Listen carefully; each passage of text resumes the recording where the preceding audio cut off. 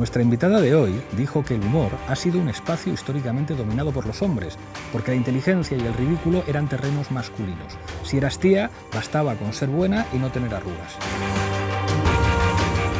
Maestra de la improvisación, monologuista, a mí me parece la más graciosa de Zapeando. En otra vuelta de tuerca, Ana Morgade.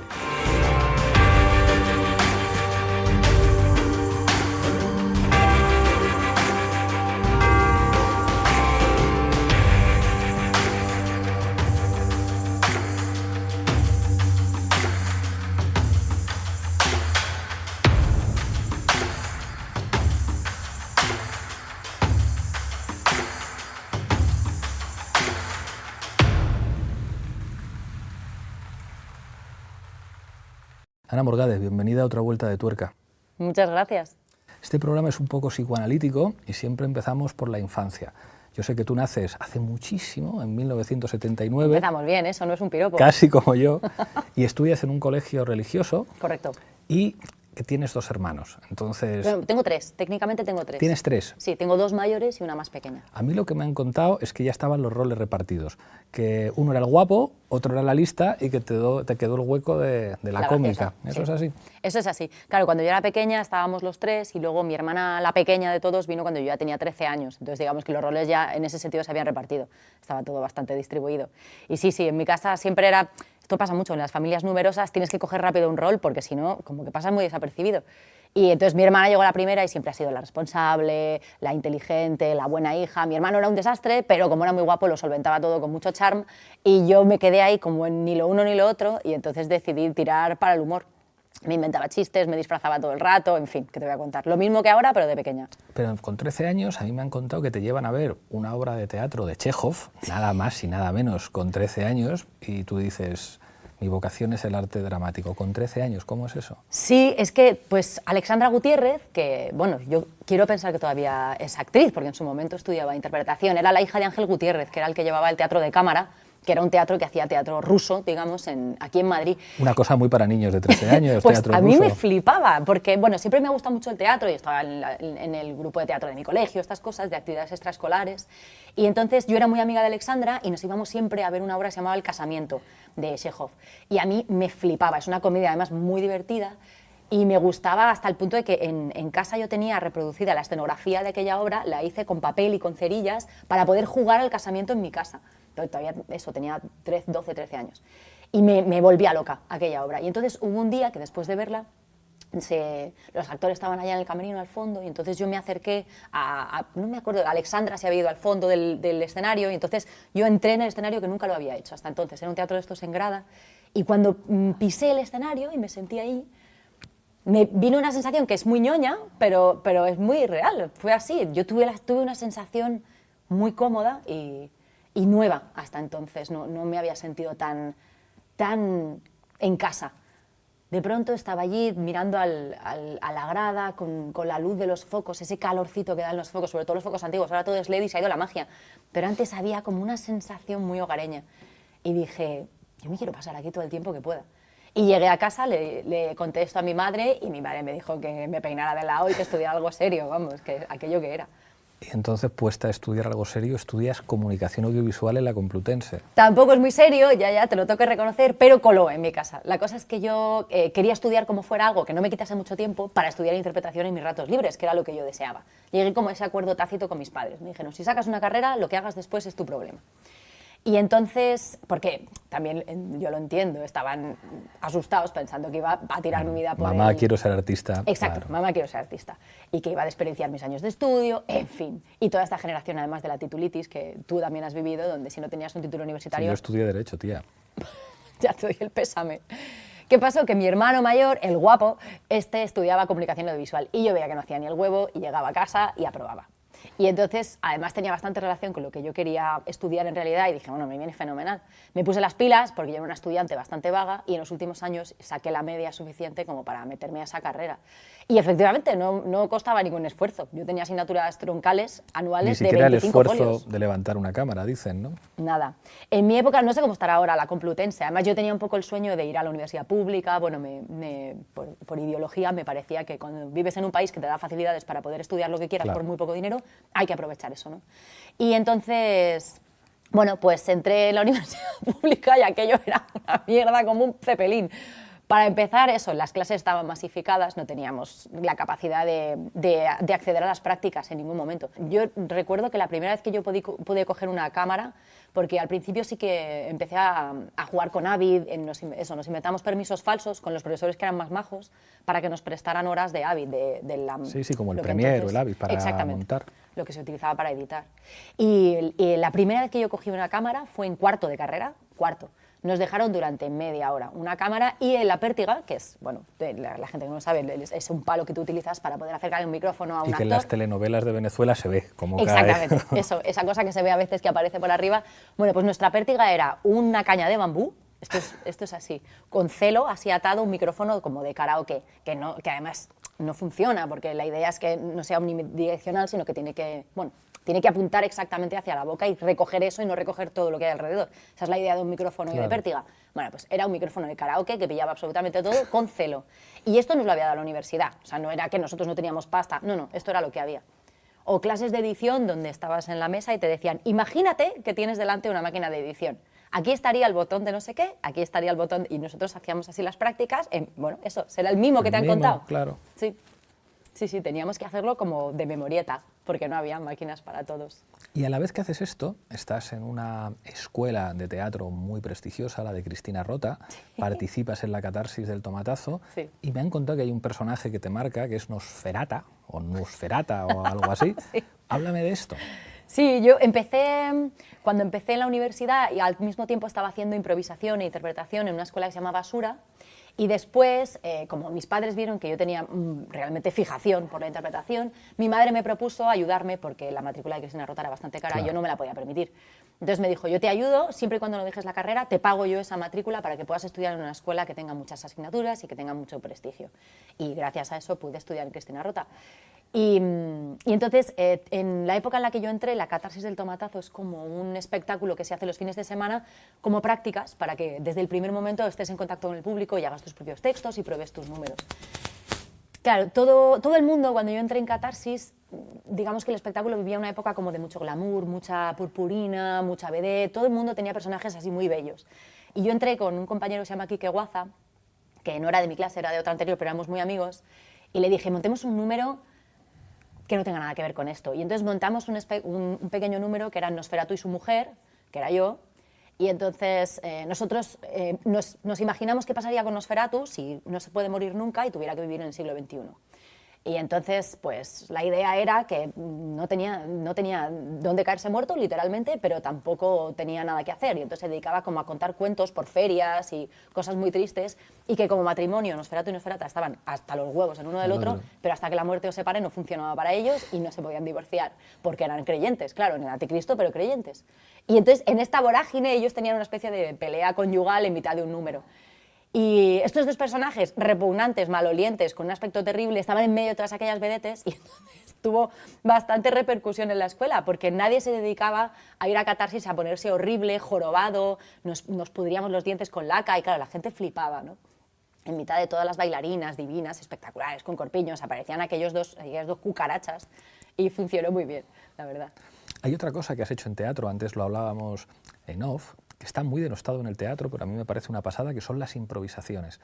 Sí. Y alguna vez cuando te han preguntado sobre esto, dices, la improvisación, tú caminas hacia atrás y nunca sabes qué es lo que te vas a encontrar. En la improvisación hay que decir sí a todo lo que se presente. Sí. ¿Qué piensas de este género que muchas veces no es reconocido por los especialistas en teatro, por los dramaturgos, lo consideran, digamos, como una disciplina menor? A mí me flipa.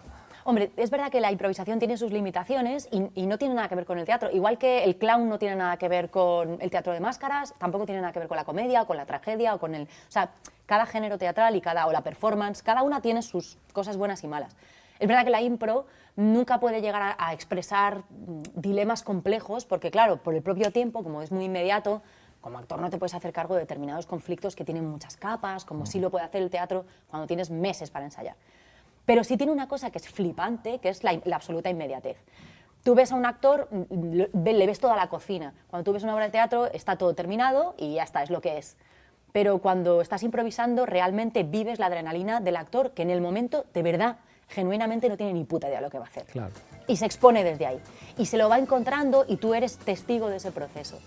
Lo que pasa es que mucha gente de teatro confunde la improvisación como preparación a una escena con la improvisación teatral como género. Que es diferente, claro. Claro, una cosa es que tú, para acercarte a un texto, primero improvises antes de aprenderte el texto para buscar un poco los motivos del personaje, las circunstancias, eso es una cosa. Pero eso no tiene por qué ser entretenido, digamos, eso lo utilizas como una herramienta de trabajo. La improvisación teatral tiene que ser divertida, porque la gente ha pagado por verte, no te puede ver media hora explorando mierda que no se entiende nada. No funciona así. Tiene sus propias normas y aunque no se prepara, tiene la obligación de ser interesante, de contar algo. Entonces un improvisador para mí tiene mucho valor porque es un actor, porque está sufriendo la historia, pero al mismo tiempo es un director porque está eligiendo cómo explicarla y al mismo tiempo es un guionista porque está eligiendo qué es lo que está contando. Y esas tres patas, mantenerlas equilibradas es súper difícil y cuando ves a un buen improvisador realmente es magia lo que hace, es un flipe. E implica además un tipo de conexión con la gente, o sea, es como, claro, esto me recuerda mucho a las peleas de gallos en el rap. Es verdad que una letra en el rap, como un poema trabajado, puede tener como un nivel de sofisticación y calidad mayor, claro. Pero cuando ves a dos raperos improvisando, que además es un combate, es decir, que se tienen que escuchar permanentemente ese elemento de la escucha a la otra, es un género en sí mismo, o sea, que es efectivamente diferente a la poesía o al rap que lleva las letras trabajadas, pero que en sí mismo es un espectáculo para los que asisten. Claro, trabajar todo el rato con ese riesgo y con el borde del fracaso. De hecho, en improvisación siempre se pone como norma que el fracaso es un acierto, porque normalmente los fracasos en las obras preparadas de teatro no existen, ya se han eliminado los ensayos, pero en la improvisación aparecen en el momento y trabajar con ellos es lo que te aleja de ser una obra preparada en el momento, preparada rápido, sin tiempo. Es precisamente trabajar con el error y convertirlo en una virtud lo que hace ese espectáculo absolutamente único. El imprevisto es lo que nos favorece a nosotros. Te tengo que preguntar por la tele. ¿Empiezas con qué? Me han contado. ¿Cómo es la experiencia de después de hacer teatro, después de hacer impro, llegar a la televisión? Pues en realidad fue todo bastante azaroso. Yo estaba haciendo una obra de teatro de improvisación justamente en el Teatro Alfil y a partir de ahí alguien me dijo que por qué no me presentaba a hacer una prueba de... ¿Qué era? Era un programa rarísimo como de reformar casas, una cosa muy rara. El caso es que yo me presenté, no me cogieron nunca en la vida, y esa cinta empezó a dar vueltas. Y me pasó un poco esto, hice un programa que no funcionó, pero la cinta empezó a dar vueltas. Y así llegué a presentarme al casting de que yo no había visto un teleprompter en mi vida, y me aprendí el monólogo de memoria, claro, porque no me fiaba de saber leer. Y empecé a improvisar un montón sobre un texto que me habían dado de Bache, y les gustó mucho. Aquello no terminó de ir a ningún sitio, pero otra vez la cinta empezó a dar vueltas y al final me llamaron para el programa de Keke. Yo al principio pensaba que iba a ser algo temporal, porque bueno, cuando estás estudiando sobre todo en la escuela, interpretación y tal, tú tienes la idea de convertirte en la nueva María Esquerino, quieres ser una actriz profunda, que explique los conflictos sociales, que cambie el mundo y las conciencias, y eso está muy bien y es necesario, pero no todos estamos llamados a eso. Y yo me di cuenta de que haciendo chistes y haciendo reír modificaba mucho más la vida y el estado de ánimo de la gente que intentando ser una actriz profunda y comprometida, que ya había un montón que lo hacía muchísimo mejor que yo. Así que, así, de manera involuntaria, empecé a encontrar ahí un nicho de mercado y me di cuenta de que puede que nunca haga Bertolt Brecht, puede ser, bueno, a no ser que me lo produzca yo. Y también es verdad que puedo cambiarle la vida a un montón de gente cuando me dice que se le ha alegrado por hacerle reír y a mí eso me hace mucha ilusión y me hace sentirme muy bien. O sea, no estoy de acuerdo en que, digamos, en que los cómicos no sean profundos o que la comicidad, digamos, sea menor respecto al actor. Hay un punto de vista sobre eso bastante extendido, pero la prueba de que no es nada baladí, que no es estúpida o ligera la comedia, es lo que ofende. Si la comedia fuera tan innecesaria y tan liviana, no molestaría tanto. Y se lo hubieran dejado a las mujeres. Hay una reflexión tuya en los premios Max diciendo el humor es un tema de tíos. ¿Por qué? Porque por una parte la inteligencia asociada al humor y el ridículo, digamos, son valores tan importantes que históricamente se asociaban a los tíos. Al terminar uno de los espectáculos de monologuistas con A, todos chicos con O, menos yo, un chico con O se me acercó con O y me dijo sin ninguna vergüenza con A: oye, me ha encantado tu texto, me ha encantado, buenísima. ¿Quién te lo ha escrito? Y decías, digamos, el papel de la mujer es como mucho más limitado. Bueno, o sea, por eso te digo, o sea, que quiero decir, el cómico es casi, si me apuras, el actor más profundo, incluso, yo qué sé, Valle Inclán, el esperpento. Hay elementos de comicidad, de construcción de marionetas, la propia deformación implica un trabajo que es que es muy de cómico, de un actor o una actriz que sepa jugar con diferentes capas a la hora de estetizar. Y para poder reírte de tu peor parte tienes que estar conectado con tu peor parte. O sea, realmente en la comedia y en el humor hay muchísimo dolor. Normalmente es precisamente la comedia es lo que indica que ya algo no te duele. Cuando te puedes reír de algo es porque ya no te duele. Pero para llegar a ese punto tienes que haber pasado por el barro, tienes que haber pasado por la miseria. Por eso cuando la gente dice, haced humor de cosas que no molesten, es que entonces me estás pidiendo otra cosa. El humor tiene que deformar y tiene que molestar en algún punto. Precisamente, yo siempre digo que el humor es limón. Y entonces el humor es el limón que se echa sobre una herida. Si está cerrada, te vas a poder reír. Si está abierta, te va a doler, pero la culpa no es del limón. Total, es de la herida que está abierta. Claro. Por eso para mí el humor es una herramienta fantástica para reflexionar. Cuando algo te ofende, cuando un chiste te molesta, cuando no soportas que alguien haga chistes de determinadas cosas delante de ti, a lo que tendría que llevar no es a la censura, sino a la autorreflexión, a decir, ¿qué es lo que yo no soporto de esto? ¿Qué es lo que me está molestando tanto? Y creo que es mucho más constructiva esa pregunta que ¿cómo puedo hacer para que el otro no vuelva a hacer esto nunca más? Bueno, estamos llegando al gran tema de este momento, los límites del humor. Titiriteros en la cárcel, haces una broma sobre Carrero Blanco y te juzga la Audiencia Nacional, un rapero exiliado por hacer una... como cómica, ¿qué es lo que piensas de los límites del humor o incluso del mal gusto en el humor? O sea, yo tengo la sensación de que nosotros que somos de la generación X, hay 2 generaciones por delante, bueno, hemos vivido... Acuérdate, en los años 80 se hacían bromas sobre todo. O sea, es como la madre del rey, o sea, se hacían bromas sobre el terrorismo, sobre cualquier cosa y se vivía con cierta naturalidad. Y parece que ahora, o sea, tenéis que tener miedo a la hora de hacer bromas sobre determinadas cosas. Sí, hay muchísima autocensura. Y yo reconozco que a mí me asusta decir ciertas cosas, o por lo menos en determinados escenarios. Es verdad que es que, por ejemplo, los lugares de proyección han cambiado un montón. Tú antes contabas un chiste y era muy difícil que se hiciera Vox Populi, a no ser que tú lo hicieras así, con esa voluntad. Pero ahora tenemos muchísimos huecos en nuestra privacidad. En un grupo de WhatsApp se puede publicar, que te voy a contar, o de Telegram o de lo que sea.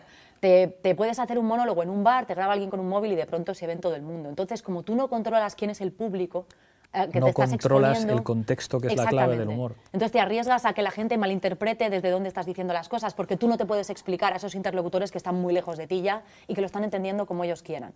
Porque si tú haces un chiste en una cena y de repente la gente hace uff, te puedes decir, chicos, que no, estamos vale, borrachos, me he pasado, puedes pedir, y todo queda ahí. Pero este proceso ya no se puede hacer. Entonces esto hace que las malinterpretaciones sean muchísimo más frecuentes y muchísimo más probables. Pero además de eso, se ha generado un efecto que para mí es muy peligroso, que es cuando algo no me gusta tiene que desaparecer.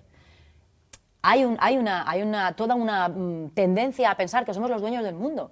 Hay un montón de cosas que no nos gustan y que tienen que vivir y tienen derecho a vivir, porque si no nos convertimos en Luis XV, ¿sabes? Tú no puedes cortarle la cabeza a cualquiera que no te haga gracia, es una atrocidad.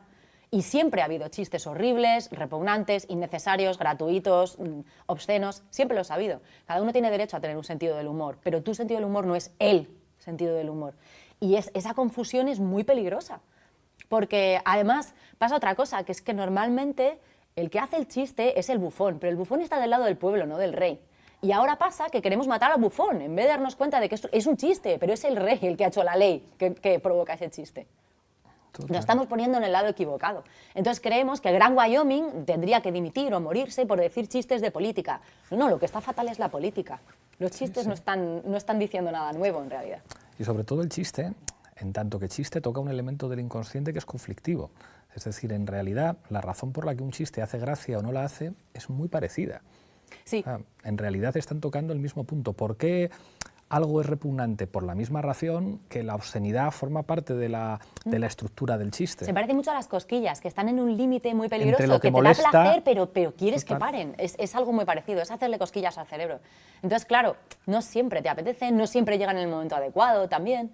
Es que el chiste, o sea, que te guste un chiste o que te haga gracia un chiste, hay tantas variables, porque a lo mejor no es el momento.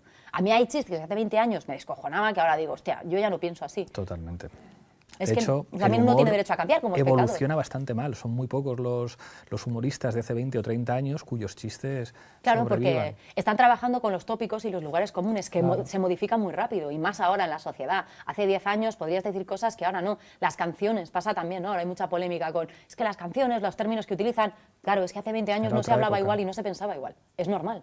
Totalmente. De las 7 millones de cosas que has hecho y haces, una es ser guionista y otra es ser monologuista, que es una manera de construir tu propio guión e interpretarlo.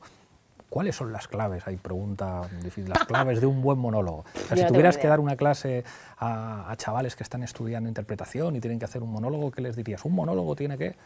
Yo no tengo, o sea, no tengo ni idea, ¿eh? Reconozco que además yo soy muy poco ortodoxa escribiendo monólogos, por eso también me funcionan a mí, pero no soy capaz de escribir para otros.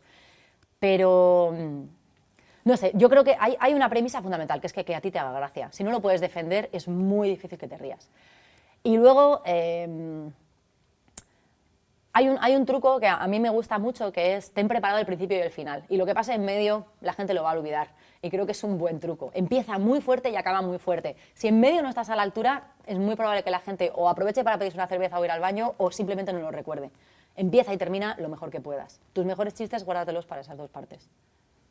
Televisión, Zapeando. A mí es un programa que me flipa porque asume que la televisión es un artefacto cultural. O sea, la televisión es un artefacto cultural y el zapping es lo que permite decir trozos. Bueno, yo digamos, creo que respondemos más a la necesidad de ocio, que yo creo que ocio y cultura son muy distintos y la confusión es un poco peligrosa, porque yo creo que el propósito del ocio está en entretener, es algo que no te modifica, pero el propósito de la cultura tiene que ser modificar. Si no te cambia, es ocio. Y son cosas distintas y muy necesarias, por eso a veces necesitas consumir un producto que no te vuelva loco, porque necesitas descansar y hay momentos en los que realmente es importante que asumas que te viene bien que te remuevan un poco. ¿Os habéis levantado y a vuestro lado en la cama estaba alguien que no sabíais quién es? Pero madre mía, yo no lo voy a Oye, usar. pero tú qué, ¿Cómo? ¿en serio? Cuenta. ¿Tú qué? Pero por mucho rato, o sea, un segundo, un flash o ya 5 segundos después No, de que eso te ha que pasado. abres los ojos y dices, coñe, ¿quién es este? Vamos, O esta. Hombre, así un primer momento ¿cómo? igual sí. Primer momento, que no supieras quién es. Así un primer momento igual sí. Yo tengo Pero gente en la o sea, agenda pero a que ver, le pongo sus puntos suspensivos y cuando me llaman lo cojo y le llamo ¿Qué Cari. hiciste? A día de hoy, ¿Pero qué desde el hiciste? colegio. Hola, buenos días. Pues el ¿quieres desayuno, un ¿qué vas a zumo hacer, o café? maleducada? El desayuno. Pero yo creo que vuestro programa, o sea, yo a veces tengo discusiones, es como una vez hablando con Basile, el dueño de Telecinco, estaba con el típico argumento de la televisión está evolucionando, Netflix, ahora todos vemos la televisión a través de Internet, y él me decía algo muy inteligente, dice, mira, nosotros hacemos un producto que combate la soledad. Por muchas moderneces que se creen, el tipo de entretenimiento que nosotros hacemos llena el vacío de una de las grandes enfermedades del siglo XXI, que es la soledad. Sí. Alguien podría pensar que Zapeando es como uno de esos programas que se pone y que estás oyendo mientras haces otras cosas. Pero es que vosotros jugáis bastante eso. con materiales que son profundos. Es decir, después vosotros os reís de todo eso, pero los materiales que utilizáis en los zapping, o sea, incluso debates políticos profundos o Sí. problemas graves, los utilizáis y después, como en las impros o como en un poema dadaísta, lo metéis ahí en un saco y sacáis cosas.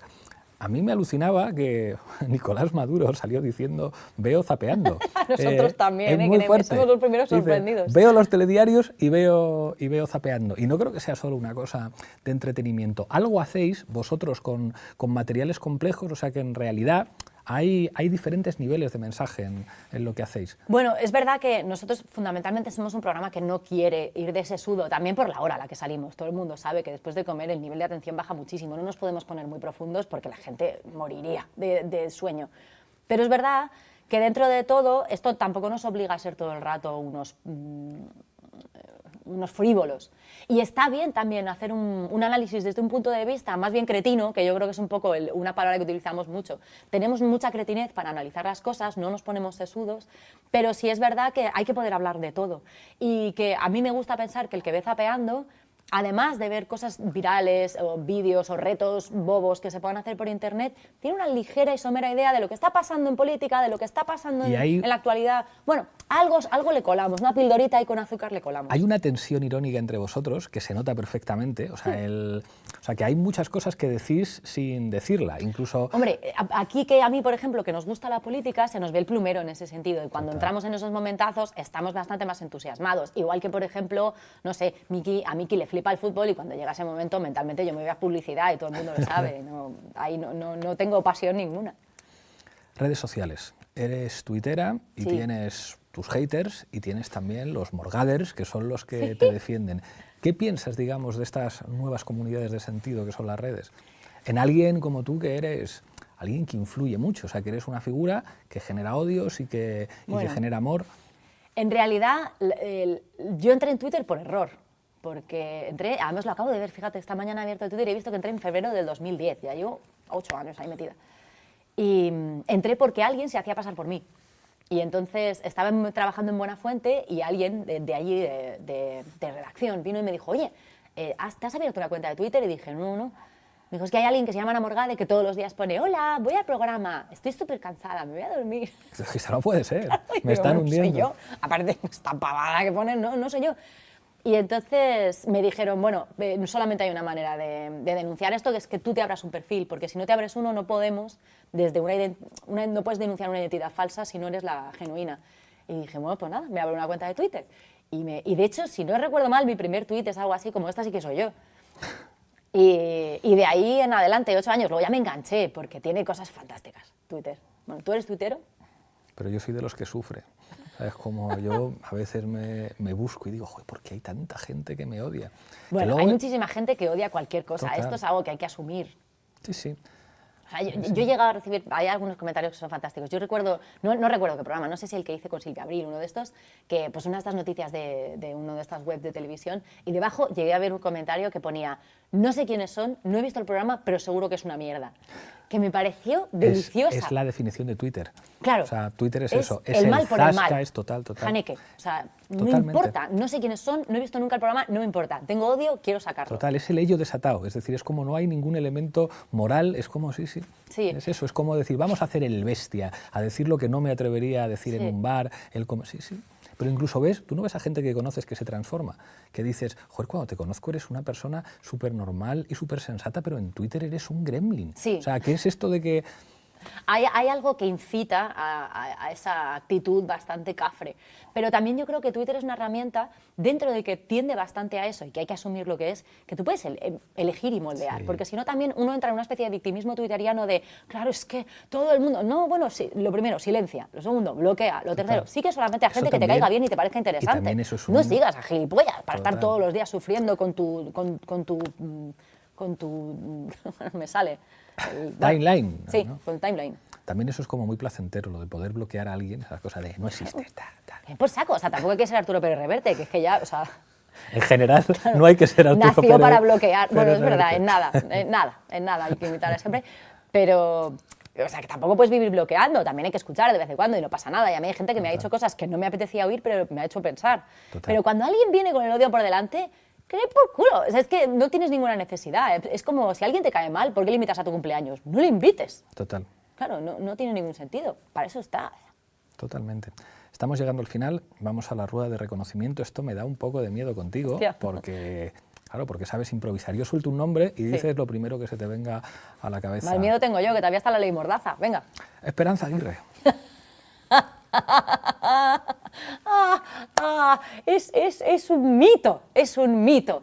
Es un ser maravilloso. Es una de esas personas que deseo profundamente que la vida alguna vez me regale la oportunidad de estar con ella a solas y borracha, ella.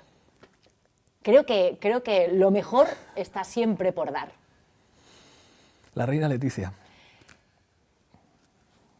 Es un tema. La he conocido en persona y me pasó una cosa, y es que dije, me cae bien, y no me lo esperaba. A mí esto mismo me pasó con el siguiente de la rueda de reconocimiento, Mariano Rajoy. Ay, Mariano Rajoy me ha hecho pasar por muchos procesos emocionales, porque por alguna razón me da una respuesta siempre muy emocional ese hombre. Me ha dado mucha rabia, me ha dado mucha furia, me ha dado mucha violencia, me ha generado mucha impotencia, pero luego en el fondo me ha quedado siempre como una pátina de ternura. Hay una especie de ternura que yo siento que, ¿sabes cuando...? Te voy a poner una imagen. Yo recuerdo una vez, estaba esquiando y me fui con el cole, de estos viajes de Semana Blanca que Semana hacen en el Blanca. cole. Y entonces me bajé del telesilla y estaba esperando a mis amigas, y un chaval pequeño, muy pequeño, se bajó del telesilla mal y entonces se cayó justo debajo del telesilla. Y el monitor le decía, no te levantes, y hacía, ¿qué? Y le daba una silla. Que no te levantes, no te oigo, ¡pah! Y le dieron como 4 sillas. Eso es Mariano Rajoy. Qué cruel eres. Pero no tiene la culpa de nada, pero es esta Pero cosa le como, da- ay, no, le da el no, telesilla. para, mundo, para con él. Albert Rivera. Albert Rivera, pánico. Para mí es la imagen del pánico. La España que me da pánico está encarnada dentro de ese señor, es el contenedor del pánico. Pablo Casado. Pablo Casado, ¿Tengo que hacerlos todos? ¿De verdad? Este es el último. Pablo Casado... Lo podemos dejar ahí. No. Voy a intentar ser clara también. Yo he ido a un colegio de monjas muchos años y era un colegio de monjas de una zona bastante bien de Madrid. Y a mí a veces me daba mucha angustia algunas situaciones que me veía obligada a vivir. Y te voy a contar una. Yo fui a un cumpleaños, tendría 16 años, y yo fui a un cumpleaños de un chaval que no conocía mucho y que era amigo de una amiga mía del colegio. Y estaban en un chalet enorme, todos teníamos 16 años, y había una mujer de 30 y pico años que trabajaba en la casa y nos servía con guantes. Yo me moría de vergüenza, me generó una violencia espantosa, y nos trataba de usted, que también me parecía totalmente humillante para ella. Y esa sensación de violencia que tuve en ese cumpleaños se parece mucho a la sensación de violencia que yo tengo cuando escucho algunas de las cosas que dice ese hombre. Muy clara. No sé si te sirve. Ahora sí que llegamos al final y tenemos el cuestionario. ¿Quién ha sido un maestro o una maestra para ti? Bueno, esto es muy tópico, pero cuando pienso en alguien que me ha enseñado mucho, pienso mucho en mi madre. Mi madre es una gran maestra para mí. ¿Una actriz de referencia para ti? Carmen Maura, por favor. ¿Un actor? Hostia, ahí tengo más dudas. A mí hay actores que me vuelven loca, clásicos, pero fíjate, podría hablarte de Steve Carell. Wow. ¿Una película? Solo una, tengo que decirte. Happiness, de Todd Solondz. ¡Qué peliculón! ¡Qué peliculón! ¿Por qué esa película? Pues es porque durísima. es durísima y me hace llorar de la risa cada vez que la veo. Y creo que se parece mucho a cómo entiendo muchas cosas, cómo entiendo la vida, cómo entiendo la comedia. Tiene esa capacidad de llevarte a lugares espantosos y al mismo tiempo poder morirte de risa. Creo que trabaja en una línea absolutamente delgada que es admirable, porque no caerse de ahí es súper difícil. ¿Una serie? Para mí siempre será 2 metros bajo tierra, 6 Feet Under. Muy grande también. Y ya por último, una canción. Una canción... Hostia, eso sí que es muy difícil.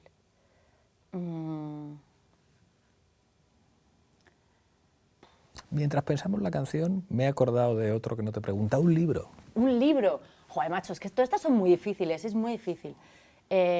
Pues mira, de canción te voy a decir There's a Light That Never Goes Out de los Smiths.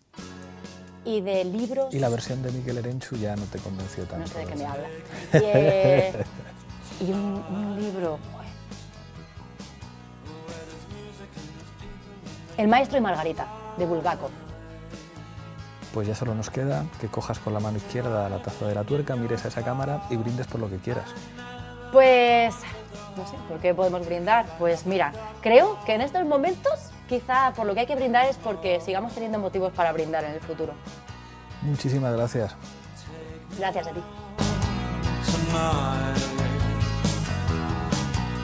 I want to see people and I want to see light.